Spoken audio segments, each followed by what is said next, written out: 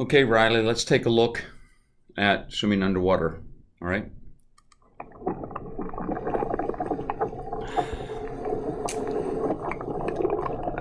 All right, a couple things. Let's not tuck your head in too far into your chest, all right? Chin's down just a little too far. And we want to make sure one hand is on top of the other and the fingers are rock solid forward, not even that little bit of up. So adjust the head position a little bit. We'll tighten that up. Now, you're probably taking that first stroke a little too soon because notice the position that you're coming up, all right?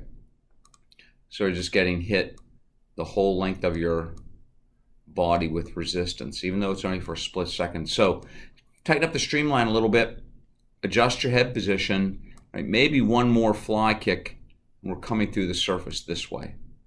All right. Now you do a nice job of skipping the first breath, which saves it somewhat, but again, you can see that almost straight line that you're coming up through the surface with.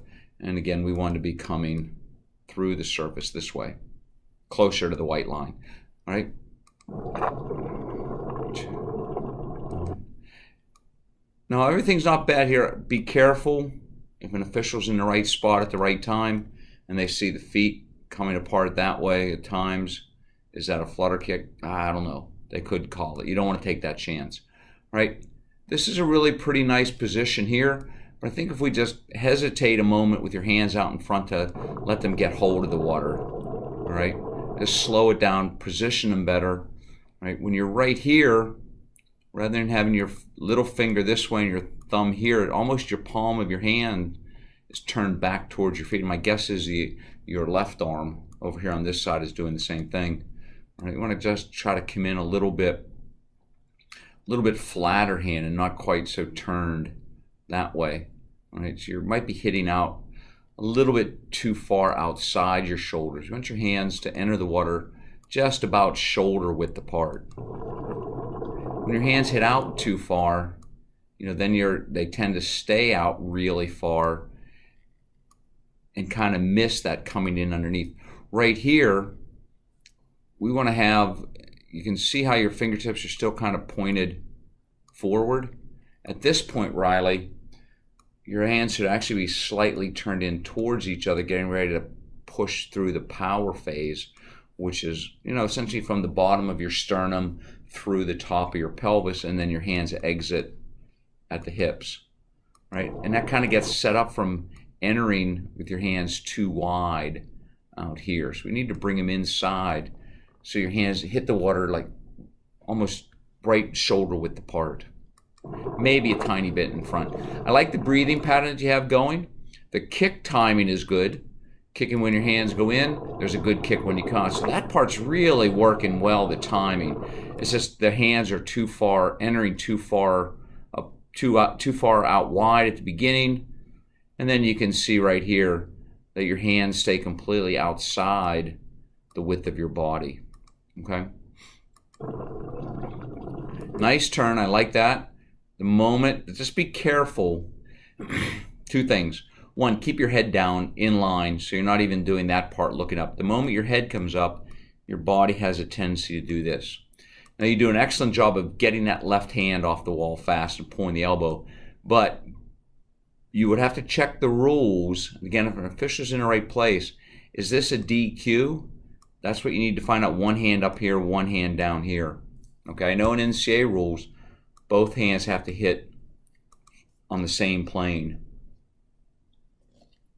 All right, keep your head down, check the rules, but I do like how fast you get that left hand off. All right, and boom, pushing off that way. That's really nice. The only thing you want to fix here, I love how your eyes are facing here. Here.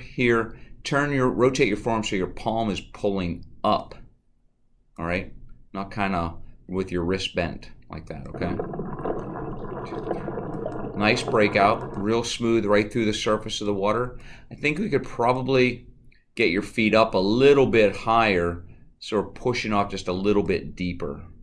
All right, kind of pushing off right there. If we can have the front of your body down here at the depth of the back of your body, I think that would give you a little bit more distance to be able to stay underwater and not be and be able to get past the flags, which are right there. Right, but again, as I said, nice breakout, really nice smooth coming through here. We'll see what the rest of your stroke looks like, but notice how straight that arm is. All right, and it really stayed. There we go. Now we're talking backstroke today and the importance of body roll. All right. So the thing we're kind of missing here, and it very common with younger swimmers, we had no body roll at all.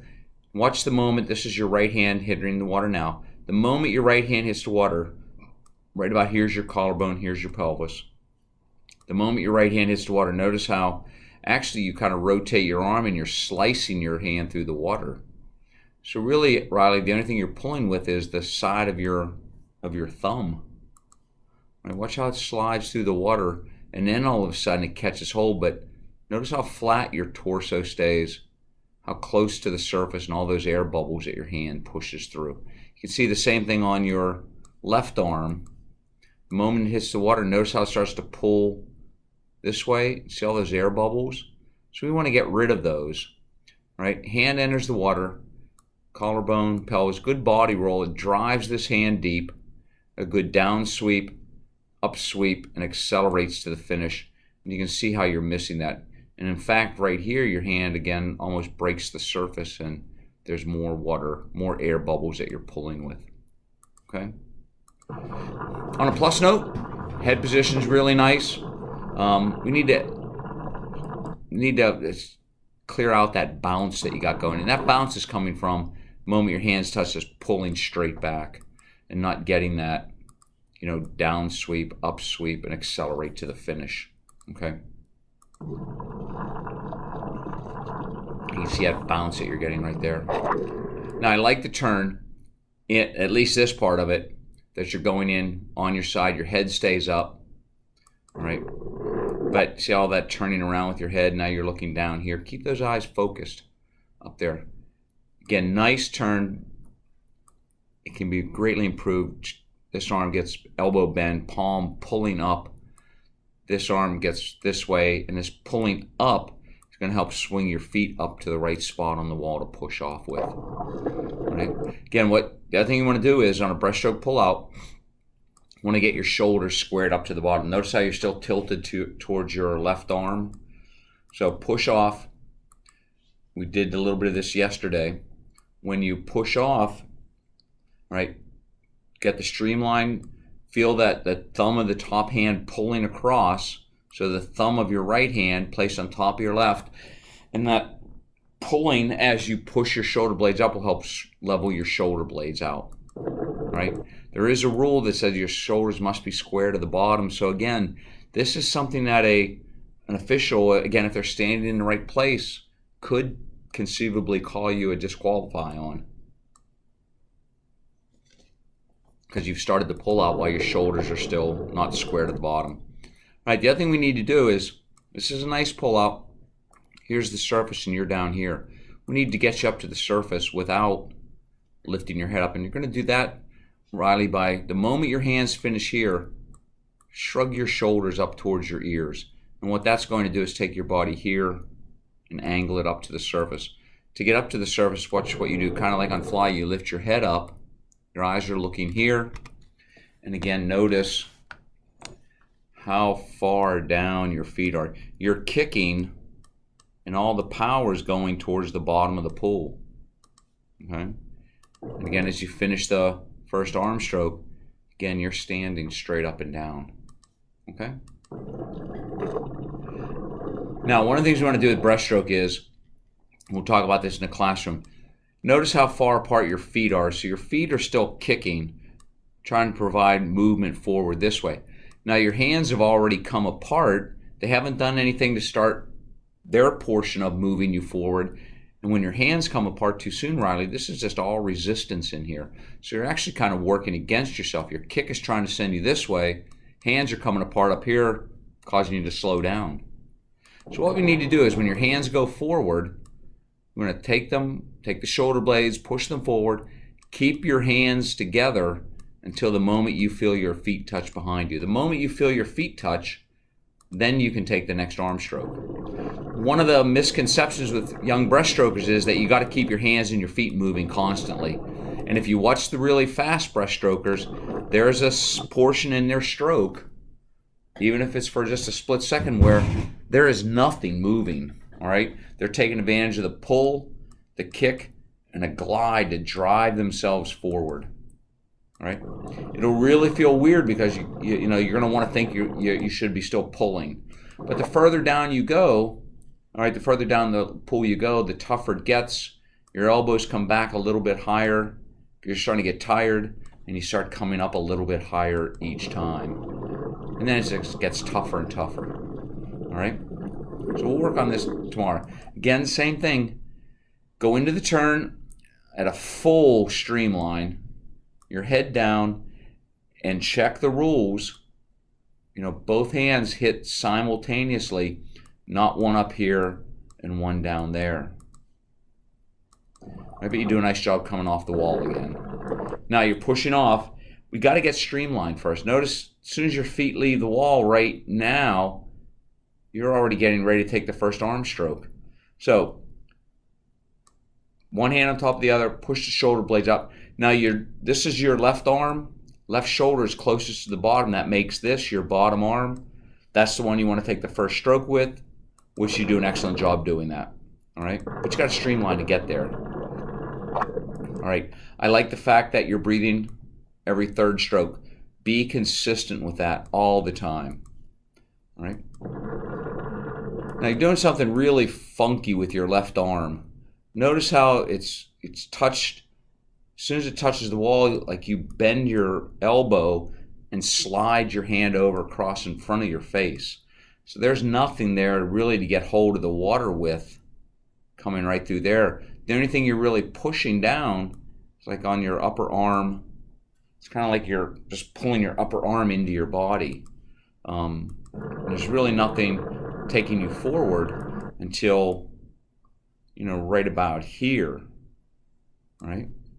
So again, we need to really slow it down. There you can see it again. So as your left arm enters the water, this is really hard. We need to have a camera looking at you straight on, right? Now your left arm doesn't, or your right arm, that's it, this one over here, doesn't do it anywhere near as much. But you got to think about entering the water, rolling your body forward. So just like on backstroke, body roll is so important, all right?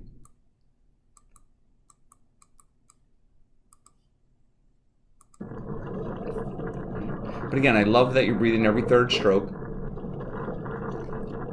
Let's go into a turn here. Same thing now. You go into the turn in the last arm stroke. Your eyes need to be following this hand. All right, that's going to bring your shoulders, your rib cage, your hips, your legs, everything over so much quicker and easier. All right? And rather than having your eyes looking this way, your eyes are going to be back here looking towards your knees. The other thing right here, one, keep your hand open so there's a paddle. You want to keep your elbows in a little bit closer to your body. Rotate your forearms, so rather than having your palms turned this way, palms are going to be turned, you're going to bend at the elbow and pull right into your face. That's going to get you around, and then your hands are right here ready to streamline. So you don't have to make this big turn. All right? Again, you do a nice job you taking the first stroke with the correct arm, but we got to streamline, okay? Yeah, you're really losing hold of all the water, Riley. Watch this. You have your arm turned so much this way that you're not getting hold of anything. Now watch what happens right here. Right as it comes over this way, you break your wrist. See that? Watch. So watch as your left arm goes in the water. All right? Comes in. It's like you're hitting almost the back of your hand first. And then it shoots across in front of your face. And then you break your wrist right there. So whatever hold of the water you did have, once that happens, that right there, you've lost hold of the water and any power. All right? I'm not sure what happened to your one finger, where it went. But you want to keep your hand in a position of as if you're shaking hands. All right? Again, it's excellent that you're breathing every third stroke. Keep doing that. That's going to really make a lot of technique fixes a little bit easier to do. But right there again, notice the moment your hand goes in the water, see how you broke your wrist again? I use the term break your wrist. And you've lost hold of the water that way. So let's get into the finish here. Okay, so Riley, again, you're comfortable enough in the water, but everything you do, I believe, when you get in the water, should all just be focused on technique, starting with your body position in the water, and that includes your head position, right? And everything kind of flows back from there. All right? Make that a priority, and I think a lot of good things will happen.